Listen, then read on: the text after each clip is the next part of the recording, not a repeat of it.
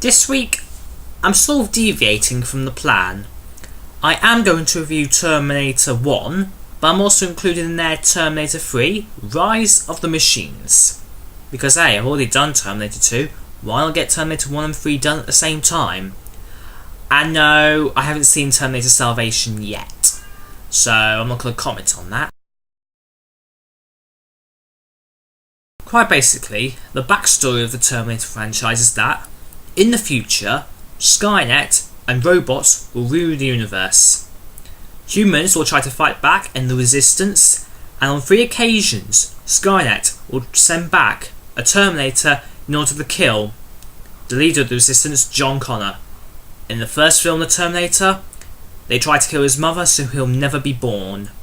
But also sent back is Kyle Reese, a member of the resistance sent to protect Sarah Connor from the evil Terminator 800, portrayed by Arnold Schwarzenegger.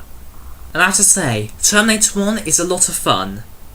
Arnold Schwarzenegger Terminator will do absolutely anything to kill Sarah Connor, even if his skin is melted off and he's portrayed as a robot. And it is all just really a lot of fun. Several action sequences all over the place, mostly car chases. The last one, involving the Terminator on a motorbike, is quite fun as he transitions from crashed motorbike to fuel tanker, and the resulting explosion from when Kyle Reese tries to destroy it reveals just what the Terminator is underneath. And of course, backstory for Skynet is given through flashbacks involving Kyle Reese.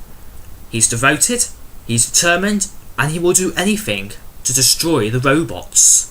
And from the few times I've seen her, Linda Hamilton as Sarah Connor is amazing, simply amazing. How she goes from an unsure waitress, unconvinced about how her son, unborn son actually, holds the future for humanity, to a woman who realises she must carry the son that holds humanity's hope in her hands if they are ever to defeat Skynet in the near future. I know it doesn't quite make sense, but you can gather the gist of what I'm trying to say. And as I say, the action sequences involving the Terminator are amazing. In fact, Arnold Schwarzenegger's performance is quite amazing. When confronted by the landlord of an apartment about whether he has a dead cat in there, he simply replies back with, "F you, asshole." And then, when it comes to the police station, after he's refused entry, he vows, "I'll be back," and comes back literally a few seconds later, having smashed the car through. You don't get more serious than that. On the whole, The Terminator is a solid science fiction action thriller, directed by James Cameron, and of course we know what he's directed: Titanic, Avatar, the works. And whilst this film doesn't hold up to Terminator 2, which of course I've already reviewed, it is a solid film. Simply solid. And now we move on to Terminator 3, Rise of the Machines. In a sense, the plot is a bit of a rehash of Terminator 2. A new Terminator is sent back to kill John Connor. Arnold Schwarzenegger Terminator is sent back to stop the new Terminator.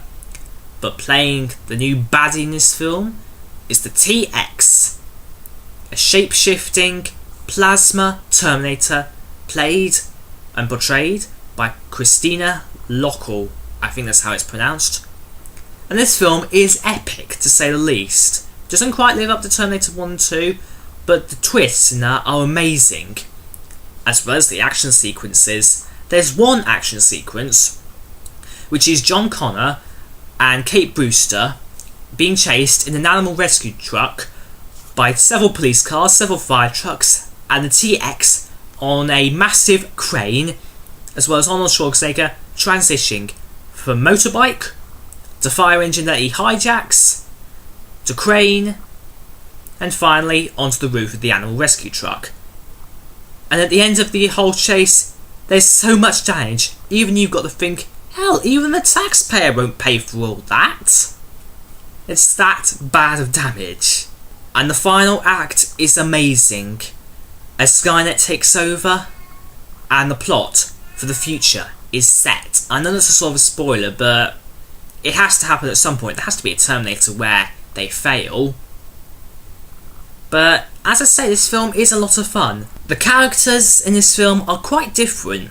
John Connor has gone from the active 12-year-old who saw the Terminator as a father to someone on the run trying to hide from Skynet so they can't find him, which sets the premise of the film, and someone who distrusts the Terminator. In a sense, the Terminator sort of distrusts him as he's only allowed to listen to Kate Brewster's rules for some strange reason. Not going to tell you why, you have to see the film for yourself. And speaking of Schwarzenegger, he's amazing in this film. Even at the age of 56, he still proves a lot of fun. So in all, after all this time, do the Terminator films live up? Absolutely, they do. Despite the age gaps between them, with 19 years between Terminator 1 and Terminator 3, they still hold up definitely, and prove a turning point in science fiction for pure awesomeness. It also shows Arnold Schwarzenegger can be a good actor. And so yeah, how I rate the Terminator films? First place by a mile, or sheer miles, Terminator 2 Judgment Day. Followed by Terminator 1, and then by Terminator 3. I'm not saying Terminator 3 is a bad one, because it is a lot of fun. It's action-packed, and it has a few twists in there that you will not expect. Whilst not exactly my favourite of the three, it is worth watching.